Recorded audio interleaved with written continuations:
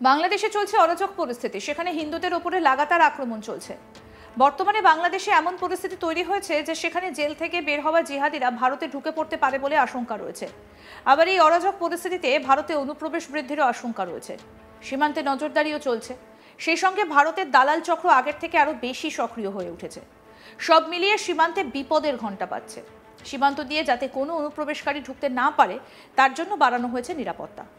এত কিছুর পরও কিছুতেই আটকানো যাচ্ছে না অনুপ্রবেশকারীদের। ভুয়ো ভোটার কার্ড এবং আধার কার্ড বানিয়ে এদেশের নাগরিক হয়ে ওঠার চেষ্টা করছে। এই পরিস্থিতিতে এবার বাংলাদেশি অনুপ্রবেশকারী এবং ভারতীয় দালালকে গ্রেফতার করলো পুলিশ। আর তা নিয়ে প্রশ্ন উঠে গিয়েছে, ওই বাংলাদেশিরা কি উদ্দেশ্যে অবৈধভাবে ভারতে এসেছিল? তাহলে কি এর পেছনে অন্য কোনো উদ্দেশ্য ছিল কিনা সেটাও দেখা হচ্ছে। আবারও অবৈধভাবে ভারতে প্রবেশ করার বিরুদ্ধে বিশেষ অভিযান পুলিশের জালে ধরা পড়ল একাধিক বাংলাদেশি অনুপ্রবেশকারী। বুধবার গভীর রাতে মুর্শিদাবাদের রানীনগর থানার ইউসুফের বটতলায় গোপন তথ্যের ভিত্তিতে অভিযান চালায় পুলিশ। আর এই অভিযান চালিয়ে 6 জন বাংলাদেশি এবং এক ভারতীয় দালালকে গ্রেফতার করে রানীনগর থানার পুলিশ।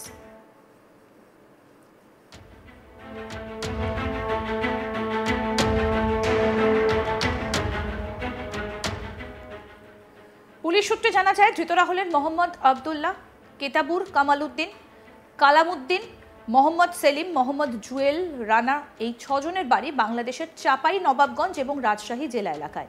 অন্যদিকে ওই ভারতীয় দালালের নাম আসরিল শেখ, তার বাড়ি রানীনগর থানা এলাকায়। তাদের প্রশ্ন করা হলে তারা জানান এখানে তারা রাজমিস্ত্রির কাজ করতে এসেছে। কি বক্তব্য ধৃত বাংলাদেশি শুনবো।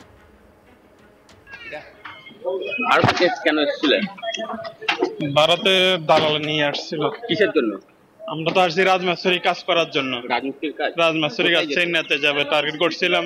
রাজমিস্ত্রি কাজ না আগে করে প্রথমে আসছে। বাংলাদেশ থেকে কেন কাজের উদ্দেশ্য কি কাজ? ধৃতদের বৃহস্পতিবার পুলিশি হেফাজতের আবেদন জানিয়ে আদালতে পাঠায় রানীনগর থানার পুলিশ। তবে কি কারণে এই বাংলাদেশি অনুপ্রবেশকারীরা বাংলাদেশ থেকে ভারতে প্রবেশ করেছিল ইতিমধ্যেই তদন্ত শুরু করেছে পুলিশ। অন্যদিকে প্রত্যেক দিনই কিন্তু মুর্শিদাবাদ জেলার বিভিন্ন এলাকা থেকে পুলিশ বাংলাদেশিদের গ্রেফতার করে চলেছে।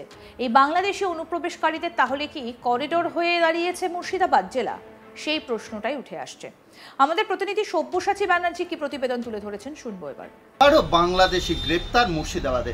এবার মুর্শিদাবাদের রানীনগর থানার তৎপরতাতেই 6 জন বাংলাদেশিকেই ধরে ফেলল রানীনগর থানার পুলিশ।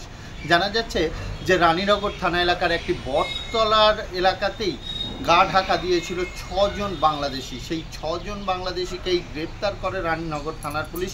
পাশাপাশি একজন দালাল, ভারতীয় দালাল, যেটা পুলিশ সূত্রে জানানো হচ্ছে যে ভারত বাংলাদেশ থেকে যে মানুষ আসা যাওয়ার যে ব্যবস্থা করে দেয়, সেই দালাল আসিরুল শেখ বলে রানীনগরের এই বাসিন্দা, তাকেও গ্রেপ্তার করেছে। এই রানীনগরের আসিরুল শেখই এই 6 জনকে আশ্রয় দিয়েছিল এবং এখানে থেকেই তারা বিভিন্ন এলাকাতেই পরিযায়ী শ্রমিকের কাজে যেত, এমনটাই জানিয়েছে। আমরা এক বাংলাদেশির সাথে কথাও বলেছিলাম। কোর্টে যখন তাকে তোলা হয় সে জানায় যে এখানে তারা আসে এবং এসে এখান থেকে বিভিন্ন জায়গাতে বিভিন্ন রাজ্যে তারা মিস্ত্রির কাজে বেরিয়ে যায়। এখনও পর্যন্ত এই বিষয়ে সত্যতা কতটা আছে সেই বিষয়ে তদন্ত করছে রানীনগর থানার পুলিশ। তবে এই যে প্রতিনিয়তই বাংলাদেশি গ্রেপ্তার হচ্ছে মুর্শিদাবাদের বিভিন্ন থানা এলাকায়, তাতে কিছুটা হলেও উদ্বেগের একটি ব্যাপার আসছেই যে এই মুর্শিদাবাদটা কি করিডোর হয়ে গেল? এই মুর্শিদাবাদটা কি খুব অবাধে আচরণের স্থান হয়ে গেল বাংলাদেশিদের জন্য? প্রতিনিয়তই যেভাবে বাংলাদেশিরা ঢুকে পড়ছে ভারত বাংলাদেশ সীমান্ত পেরিয়ে মুর্শিদাবাদের বিভিন্ন জায়গায়, পাশাপাশি মালদা, নদিয়া বিভিন্ন জায়গাতেই তারা ছড়িয়ে পড়ছে এবং মুর্শিদাবাদের এই যে 6 জনকে গ্রেপ্তার করেছে পুলিশ, সেই 6 জনের কাছ থেকে যেটুকুটা জানা যাচ্ছে যে তারা এখানে এসে প্রথমে গা ঢাকা দিত এবং তারপরে তারা বিভিন্ন রাজ্যে কাজে বেরিয়ে যেত। এরা তাদের কোনো বৈধ নথি ছাড়া বিভিন্ন জায়গাতে তারা কাজে বেরিয়ে যেত। কিভাবে এটা সম্ভব? তাহলে কি এদের নথির ব্যবস্থাও হয়ে যেত? কারণ এর আগেও আমরা দেখেছি যে আধার কার্ড জালিয়াতি কাণ্ডে বেশ কয়েকজনকে গ্রেপ্তার করেছে মুর্শিদাবাদের বিভিন্ন থানা এলাকার পুলিশ। অতি সক্রিয় হয়ে আছে মুর্শিদাবাদ পুলিশ। এই যে ভুয়ো আধার কার্ড তৈরি হচ্ছে, সেই তারা কি জানতো যে তাদের উপযুক্ত ডকুমেন্টস তৈরি হয়ে যাবে মুর্শিদাবাদের বিভিন্ন জায়গা থেকেই? সেই কারণেই কি এসেছিল, সমস্ত বিষয়টা তদন্ত করছে রানীনগর থানার পুলিশ। তবে এই সীমান্তবর্তী যে এলাকা, সেই এলাকাগুলিতে কড়া নজরদারি চালাচ্ছে পুলিশ প্রশাসন, এটা বোঝাই যাচ্ছে। কারণ এই যে 6 জন বাংলাদেশ থেকে মুর্শিদাবাদের রানীনগর থানা এলাকায় ঢুকে পড়লো, তারা অবশ্যই মুর্শিদাবাদের কোনো না কোনো একটি বর্ডার পার করে এসেছে এবং বিএসএফের চোখে ফাঁকি দিয়েই তারা কিন্তু এই এলাকায় ঢুকে পড়েছে। পুলিশ যখন খবর পায়, পুলিশের কাছে যখন তথ্য আসে যে 6 জন বাংলাদেশি এই আসিরুল শেখ নিয়ে এসছেন বা তিনি আশ্রয় দিয়েছেন, তখনই পুলিশ সেই এলাকাটিকে ঘিরে ফেলে এবং ঘিরে ফেলে যখন এই 6 জনকে একটি বটতলার নিচে দেখতে পায়, তখনই 6 জনকে জিজ্ঞাসাবাদ করে। প্রথমে জিজ্ঞাসাবাদ করলেই তাদের কথার মধ্যে একাধিক অসঙ্গতি লক্ষ্য করে পুলিশ এবং তাদের যখন বৈধ নথি দেখতে চাওয়া হয়, তখন তারা কেউই ভারতীয় হওয়ার কোনো বৈধ নথি দেখাতে পারেননি।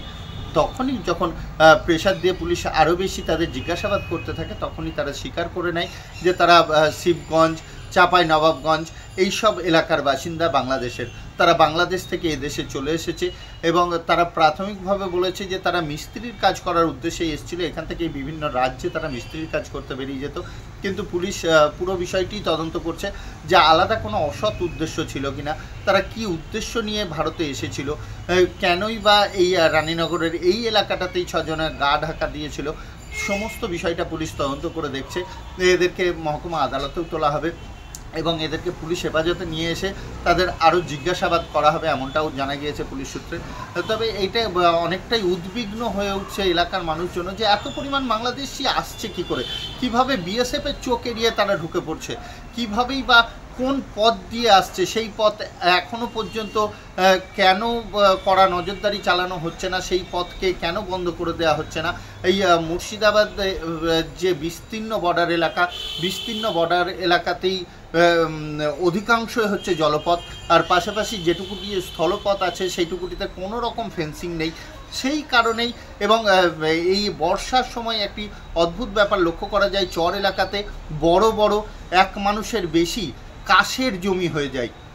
কাশের জমির ভিতরে যদি কেউ নিজের গা ঢাকা দিয়েও থাকে, তাহলেও তাকে লোকেট করতে পারা কোনোভাবেই সম্ভব নয়। এবং এই কাশের ভুঁই দিয়েই অতি সহজেই যখন কাঁটা তার নেই, এই বাংলাদেশিরা ঢুকে পড়ছে ভারতবর্ষে। কাজেই মুর্শিদাবাদ পুলিশের অতি সক্রিয়তা বলাই যেতে পারে সীমান্তবর্তী এলাকায়, সেই কারণেই প্রতিনিয়ত ধরা পড়ার ঘটনা ঘটছে। তবুও চোখের আড়াল দিয়েও কিছু বাংলাদেশি অবশ্যই বিভিন্ন রাজ্যে কাজে বেরিয়ে যাচ্ছে। কাজেই আরও সক্রিয়তা বর্ডার সংলগ্ন এলাকায় হওয়া দরকার আছে বিএসএফের, এই প্রশ্নও তুলছে সাধারণ মানুষ।